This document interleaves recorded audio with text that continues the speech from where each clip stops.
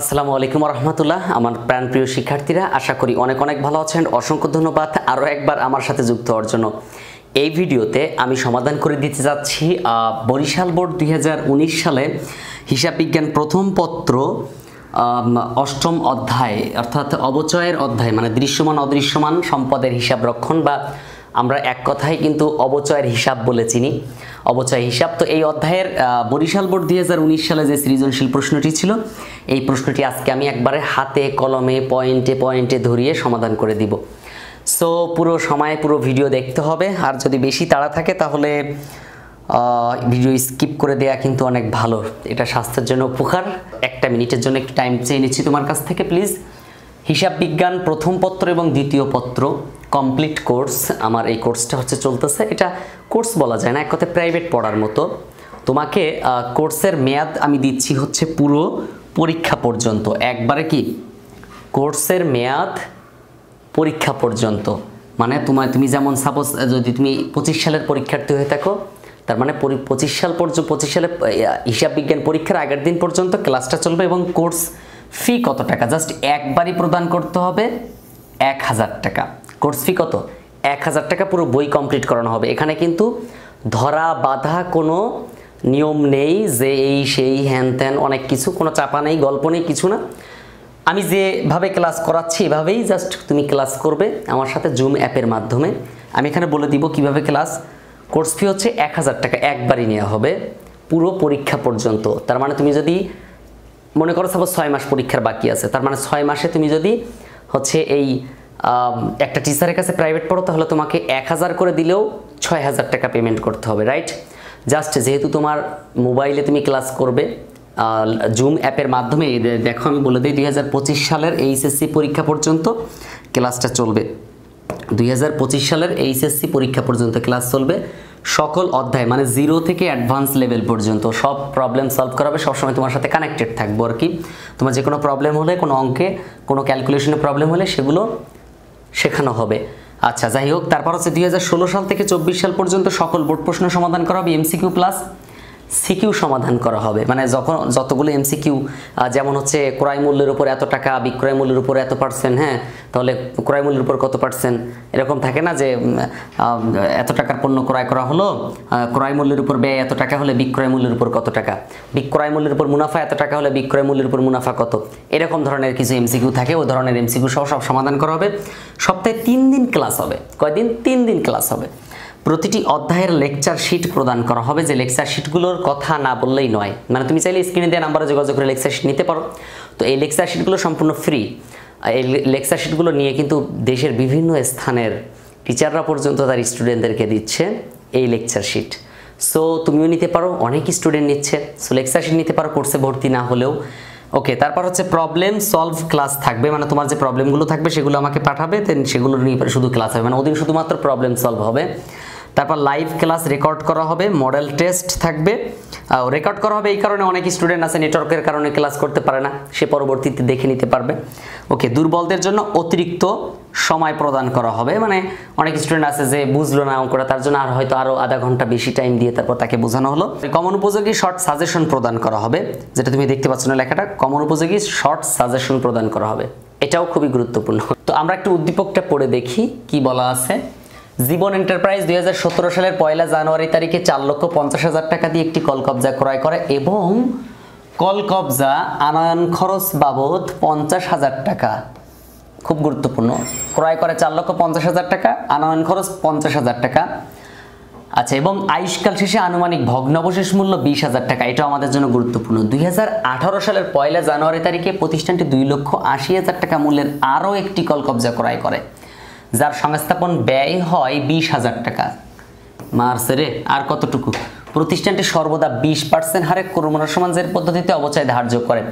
মানে ক্রমহ্রাসমানজের পদ্ধতিতে অবচয়ের হারটা দেওয়া থাকে, যদি দেওয়া না থাকে তাহলে বের করে নিতে হয়।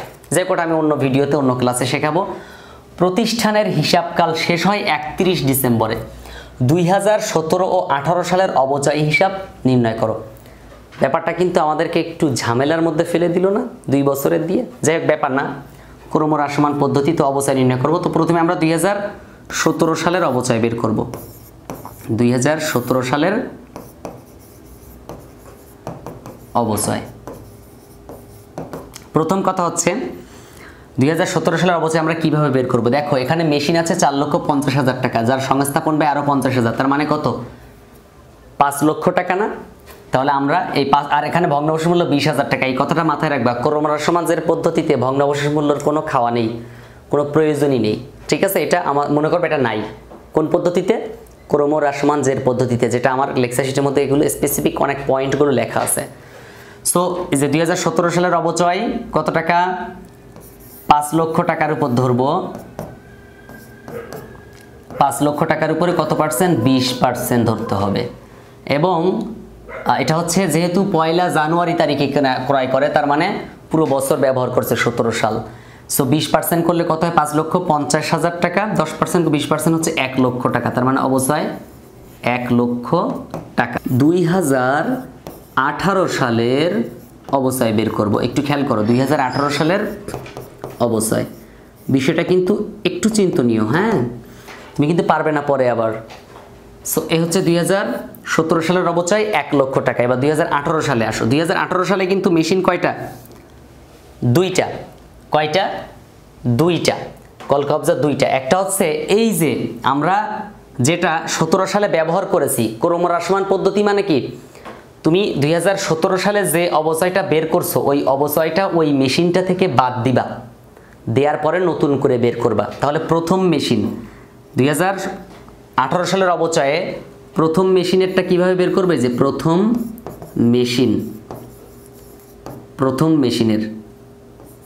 মেশিন কত, এই 5 লক্ষ টাকা থেকে ওই বছরের যে অবচয় ছিল 1 লক্ষ টাকা, সেটা বাদ দাও, তাহলে হয় 4 লক্ষ টাকা। এই 4 লক্ষ টাকার উপরে 20% করো, তাহলে কত হয়, 80,000 টাকা। কত হবে, 80,000 টাকা। প্রথম মেশিন কিন্তু দুটো, কারণ 2017 সালে কিনে নেয়, এটা 2018 সালের 1 জানুয়ারি তারিখে প্রতিষ্ঠানটি 2,80,000 টাকা দিয়ে আরও একটি কলকবজা ক্রয় করে, যার সংস্থাপন ব্যয় হচ্ছে 20,000 টাকা। তাহলে মেশিন হলো কোথায়, কত টাকা, 2,80,000 এবং 20,000, মোট 3 লক্ষ টাকা। তাহলে আমাদেরকে যেটা করতে হবে, দ্বিতীয় মেশিন আমরা এখানে লিখব কি, দ্বিতীয় মেশিন। দেখো দ্বিতীয় মেশিন সেম ভাবে বের করব, 3 লক্ষ টাকা দামের মেশিন এবং অবচয় হচ্ছে 20%, তাহলে কত হবে, 60,000 টাকা হবে। 18 সালে আমাদের প্রথম মেশিনের অবচয় ছিল 80,000, দ্বিতীয় মেশিনের অবচয় হচ্ছে 60,000 টাকা, তাহলে 1,40,000 টাকা। এভাবে আমরা লিখব 80,000 যোগ 60,000 টাকা, তাহলে কত হয়, 1,40,000 টাকা মোট অবচয়। একটু মাথায় রেখো, 1,40,000 টাকা মোট অবচয়। তাহলে দেখো 2017 সালের অবচয়ের পরিমাণ কত টাকা, 1 লক্ষ টাকা। আর 2018 সালে পুরাতন মেশিনটা ব্যবহার করছে, তো ক্রমহ্রাসমান জের পদ্ধতিতে পুরাতন অবচয়টা বাদ দিয়ে নিতে হয়, নেয়ার পরে তারপরে আমরা তার উপর পার্সেন্টেজ করে অবচয় বের করি। এজন্য এটাকে বলা হয় ক্রমহ্রাসমান পদ্ধতি, কারণ কি ক্রম অনুসারে কমতে থাকে। দেখো এখানে কিন্তু কমে গেছে, আগে ছিল অবচয় 1 লক্ষ, পরে কিন্তু অবচয় 80,000, তার মানে কমলো না। সো অবচয়ের পরিমাণটা কমতে থাকবে, তো অবচয়ের পরিমাণ কমে গেল পরবর্তী বছর। তাহলে 18 সালে মেশিন, আগের মেশিন তো ব্যবহার করছে, এজন্য লিখছি প্রথম মেশিন। দ্বিতীয় মেশিনেরও, তাহলে 2 মেশিনের অবচয় হলো কত, 80,000 এবং 60,000, টোটাল 1,40,000 টাকা। আমরা 2 বছরের অবচয় পেয়ে গেলাম, ঠিক আছে। এখন আমরা যাব খ নাম্বারে, অবচয় হিসাব ও পঞ্জীভূত অবচয় হিসাব প্রস্তুত করো 2017 ও 18 সালের জন্য। ঝামেলাতে কিন্তু আমাদের বাজাই দিছে অলরেডি। কি ঝামেলা, ওরা সরাসরি বলছে হিসাব মানে কি, খতিয়ান। বলছি না গত ভিডিওতে, গত ক্লাসে বলছি, হিসাব মানে যার পাশে হিসাব লেখা সে একটা অবচয় হিসাব বলছে, মানে খতিয়ান করতে বলছে। তো এই অবচয় হিসাব বলছে, পঞ্জীভূত অবচয় হিসাব, তার মানে খতিয়ান করতে বলছে। তাহলে আমাদেরকে এখন জাবেদাটা আগে করে নিতে হবে, তারপর কি, জাবেদা করার পরে আমাদেরকে খতিয়ান করতে হবে, তাই না? তাহলে আমরা জাবেদা ছাড়া কিভাবে খতিয়ান করব, অনেক ঝামেলা না? যাই হোক, দুর্বল স্টুডেন্ট যারা, মানে যাদের একটু মাথায় এটা ঢুকবে না, তারা যেটা করবে, আলাদা খসড়া জাবেদা করে নিবে। আর যদি জাবেদা করে না নিয়েই তুমি পারো, তাহলে তো হয়েই গেল, সমস্যা নেই তেমন। যাই হোক, তাহলে চলো আমরা জাবেদাটা করে নেই, তারপর না হয় খতিয়ান করি। কি বলো, আগে জাবেদাটা করে নেই, তারপর না হয় খতিয়ান করি, তাহলে সবচেয়ে ভালো হবে। তো দেখো এটা একটু মাথায় রেখো, হ্যাঁ, কোনটার অবচয় কত হয়েছিল, কত সালে কত অবচয় হয়েছিল, এটা একটু মাথায় রাখতে হবে। 2017 সালের অবচয় কত ছিল? আমরা প্রথমে এই যে আমি এখানে জাবেদাগুলো লিখেছি, তো আমি আরেকটু জাবেদা লিখবো, আরও কয়েকটা জাবেদা লেখা লাগবে, তো আমি টাকার পরিমাণটা একটু লিখে নেই, তাহলে সুবিধা হবে। দেখো প্রথমত হচ্ছে মেশিন হিসাব, কত টাকা দিয়ে প্রথম মেশিন ক্রয় করেছিল, এটা 17 সালের হিসাব। 17 সালে একটা মেশিন কিনছিল 5 লক্ষ টাকা দ্বারা, তাহলে এখানে লিখবো কত টাকা মেশিন হিসাব, 5 লক্ষ টাকা লিখবো। সো এখানে লিখলাম 5 লক্ষ টাকা। তারপরে নগদান হিসাব ক্রেডিট, সেম 5 লক্ষ টাকা। এটা হচ্ছে 2017 সালের হিসাব, হ্যাঁ, অবচয় যাবে চক্র করবা, চক্রের মধ্যে 2017 সাল লিখে তারপর লিখবা। আচ্ছা, অবচয় হয়েছিল 2017 সালে 1 লক্ষ টাকা, খাতা দেখো 1 লক্ষ টাকা 2017 সালে। অবচয় সঞ্চিতি হিসাব 1 লক্ষ টাকা, রাইট।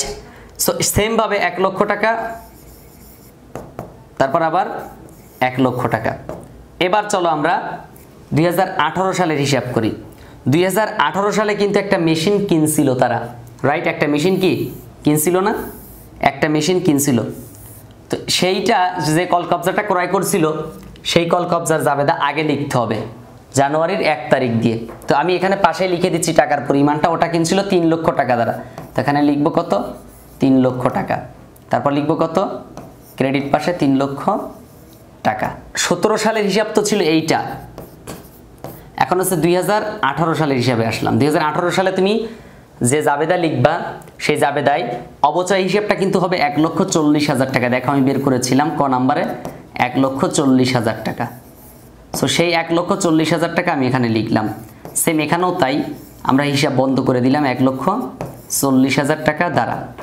ব্যাস, আমরা প্রথমে মেশিন ক্রয়, মানে 2 বছরে আমাদের মেশিন ক্রয় করা ছিল। প্রথম বছরে মেশিন কিনছিলাম 5 লক্ষ, ঠিক 17 সাল। তারপর সেম এই টাকাটা নিচে লিখে দিবা, এই মেশিন হিসাব সব জাবেদাগুলো লিখে তারপরে দিয়ে দিবে। এখন আমরা চলো তাহলে অবচয় হিসাব করি প্রথমে। তো শখ করবো আমরা অবচয় হিসাবের, এখানে একটা জের থাকে, ওকে। তারপর হচ্ছে আমাদেরকে ক্রেডিট টাকা, ডেবিট টাকা, এখানে হচ্ছে আমাদের লিখতে হবে জাবেদা পৃষ্ঠার, এখানে আমরা তারিখ লিখব, কি লিখব, তারিখ, ওকে। এবার আমরা ভিতরের তথ্যগুলো লিখে ফেলি। দেখো প্রথমেই আমরা যেহেতু আমরা কি করতেছি, অবচয় হিসাব করতেছি, রাইট, অবচয় হিসাব। সো আমাদের তারিখ হবে, তারপরে এখানে হবে কি বিবরণ লিখব, বিবরণ, এখানে লিখব কি ডেবিট টাকা, ডেবিট টাকা, এখানে লিখব ক্রেডিট টাকা, এখানে লিখব জের, এখানে লিখব ডেবিট টাকা, এখানে লিখব ক্রেডিট টাকা, ব্যাস। আর এখানে হচ্ছে জাবেদা পৃষ্ঠা, জাবেদা পৃষ্ঠা। যাই হোক, তো প্রথমে আমরা অবচয় হিসাব লিখব 2017 সালেরটা, প্রথমে লিখব কি 2017 সালেরটা লিখব। তো 2017 সালে অবচয় হিসাব কোথায় কোথায় লেখা আছে একটু দেখো। অবচয় হিসাব আছে হচ্ছে এই যে একটা অবচয় হিসাব আছে, দেখতে পাচ্ছ, এই যে একটা অবচয় হিসাব। আর কোথাও অবচয় হিসাব আছে, আরেকটা অবচয় হিসাব আছে, এই যে আরেকটা অবচয় হিসাব আছে, এই যে, আশা করি দেখতে পাচ্ছ 2 জায়গায়, এই একটা অবচয় হিসাব, এই একটা অবচয় হিসাব। তো আমরা প্রথমটা লিখব অবচয় হিসাব ডেবিট, বিপরীতে কি আছে অবচয় সঞ্চিতি, কিংবা এর আরেক নাম পুঞ্জীভূত অবচয়। তো আমরা এখানে লিখব পুঞ্জীভূত অবচয়, কি লিখব, পুঞ্জীভূত অবচয়।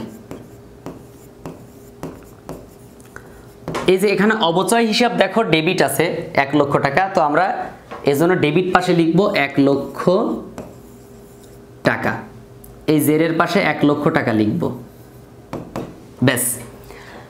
তারপর যাও ঠিক আবার অবচয় হিসাব ক্রেডিট 1 লক্ষ টাকা, এখানে অবচয় ক্রেডিট মানে টাকা বসবে, ক্রেডিট পাশে কিন্তু লিখব আয় সারাংশ হিসাব বা আয় বিবরণী হিসাব, যাই লেখো না কেন।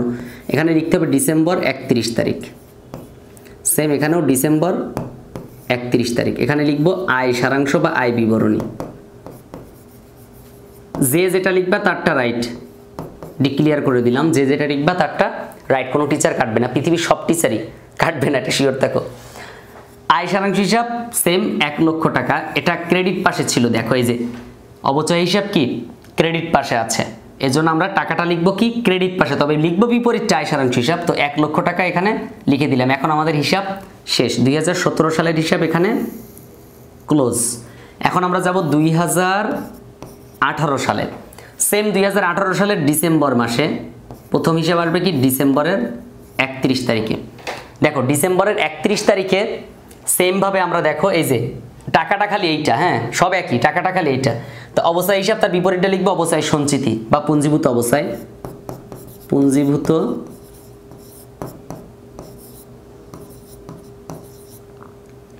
অবস্থায় হিসাব কত টাকা?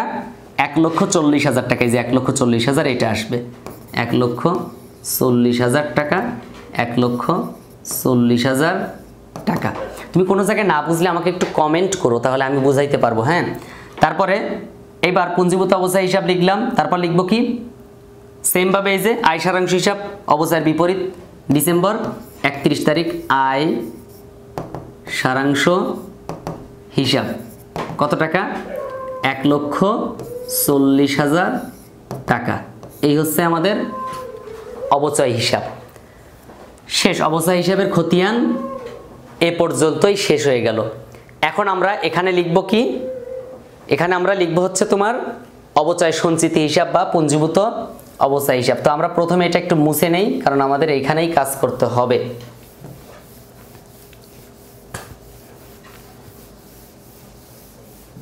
ওকে, প্রথমে আমাদেরকে ছক তৈরি করতে হবে। তো চলো আমরা আগে প্রথমে ছক করে নিই। তো ছক করতে গেলে তেমন কোনো ঝামেলা নেই, একটা ছক মুখস্থ করলেই হয় মোটামুটি। যে এখানে হচ্ছে একটা জের থাকবে, তারপর এখানে দুটো টাকার ঘর থাকবে, এখানে একটা জাবেদা পৃষ্ঠা বা খতিয়ান পৃষ্ঠা যেটা আমরা দেই, তারপর এখানে হচ্ছে তারিখ থাকবে। তাহলে এখন আমরা প্রথমে লিখব কি তারিখ, তারপরে লিখব বিবরণ, তারপরে লিখব কি জাবেদা পৃষ্ঠা। খতিয়ানের সময় জাবেদা পৃষ্ঠা, জাবেদার সময় খতিয়ান পৃষ্ঠা, ঠিক আছে। তারপরে লিখব কি ডেবিট টাকা, এখানে লিখব ক্রেডিট টাকা, এখানে লিখব জের, এখানে ডেবিট, এখানে কি ক্রেডিট। ব্যাস, এখন আমরা প্রথমেই চলে যাই। দেখো আমরা করব কি পুঞ্জীভূত অবস্থায় হিসাব। কি করব? পুঞ্জীভূত অবস্থায় হিসাব করব। তো আমাদের সেই প্ল্যানে চলতে হবে, পুঞ্জীভূত অবস্থায় হিসাবের প্ল্যানে। এখানে পুঞ্জীভূত অবস্থায় বা অবস্থায় সঞ্চিত হিসাব কোথায় আছে? এই যে অবস্থায় সঞ্চিত, তার বিপরীতটা লিখবো অবচয় হিসাব। এটা 2017 সাল এবং ডিসেম্বর 31 তারিখ, ডিসেম্বরের 31 তারিখ। তাহলে দেখো প্রথমে লিখবো অবচয় হিসাব কত টাকা বলো তো? অবস্থায় সঞ্চিত হিসাব ক্রেডিট, তার মানে ক্রেডিট পাশে বসবে 1,00,000 টাকা। এই যে ক্রেডিট পাশে 1,00,000 টাকা, তারপরে এখানে এইটা ক্রেডিট পাশে চলে যাবে 1,00,000 টাকা। ব্যাস 1,00,000 টাকা লিখলাম। এখন আমরা 2017 সালে আর নাই, এবার 2018 সালে যাই। 2018 সালে ডিসেম্বর 31 তারিখে এখানেও হবে কি সেম অবচয় হিসাব হবে। তো অবচয় হিসাব লিখে এখানে আছে 1,40,000, সেম এখানে লিখবো 1,40,000 এবং এই দুটো যোগ করলে 1,00,000 এবং 1,40,000 দুটোই ক্রেডিট পাশে আছে, দুটো যোগ করতে হবে, তাহলে 2,40,000 টাকা। এটাই হচ্ছে জের এবং 2 বছরের পুঞ্জীভূত অবস্থায় শেষ। এই হচ্ছে আমাদের খ নাম্বারের উত্তর ছিল। তো চলো এবার আমরা গ নাম্বারে চলে যাই। আমরা ক্লিন করে দিয়ে গ নাম্বারে যাব। দেখো গ নাম্বারে কি বলা আছে? প্রতিষ্ঠানের হিসাব রক্ষণ ভুলক্রমে ক্রমহ্রাসমানের পদ্ধতির পরিবর্তে সরলরৈখিক পদ্ধতিতে অবচয় ধার্য করলে নিট লাভ বা ক্ষতি কত টাকা কম বা বেশি হবে। এখন দেখো এখানে আমরা দেখব যে কত টাকা অবচয় বেশি হয় নাকি কম হয়। সো সেটা আমরা খালি দেখাই দিব। তাহলে অত টাকায় আমাদের যদি আমরা মানে যে পদ্ধতিতে অবচয়ের পরিমাণ বেশি হবে সেখানে আমাদের মুনাফার পরিমাণ কম হবে, এটা স্বাভাবিক কথা, কারণ এটা তো একটা খরচ অবচয়টা। তো আমরা দেখলাম 2017 সালের হিসাব যদি করি, তাহলে 2017 সালে আমরা ক্রমহ্রাসমানের পদ্ধতিতে অবচয়ের পরিমাণ কত হয়েছিল? অবচয়ের পরিমাণ ছিল 1,00,000 টাকা, রাইট। 2017 সালে ছিল 1,00,000 টাকা, 2018 সালে ছিল 1,40,000 টাকা। তাহলে কত হয়? 2,40,000 টাকা টোটাল। এটা হচ্ছে ক্রমহ্রাসমানের পদ্ধতিতে 2,40,000 টাকা অবচয় হয়। আচ্ছা, এবার যদি সরলরৈখিক পদ্ধতিতে হিসাব করি তাহলে কেমন হয় দেখো। সরলরৈখিক পদ্ধতিতে আমরা মূলত আছে তোমার ক্রয় মূল্য মাইনাস ভগ্নাংশ মূল্য ভাগ আয়ুষ্কাল দিয়ে থাকি। তাহলে এখানে ভগ্নাংশ মূল্য ছিল 20,000 টাকা, রাইট। এবং এই যন্ত্রপাতির কোনো আয়ুষ্কাল কি এখানে দেওয়া ছিল? জীবন এন্টারপ্রাইজ 2017 সালে 1 জানুয়ারি তারিখে এত টাকা ক্রয় করে, ভগ্নাংশ মূল্য এত টাকা। এখানে কিন্তু কোনো প্রকার মেয়াদ দেওয়া নেই। মেয়াদ দেওয়া না থাকার কারণে কিন্তু আমাদের মানে অঙ্কটা করতে একটু হ্যাচাল পোহাতে হবে। তবে হ্যাঁ, আমরা যেহেতু 20% দেওয়া আছে, আমরা 20% ধরেই হিসাব করব।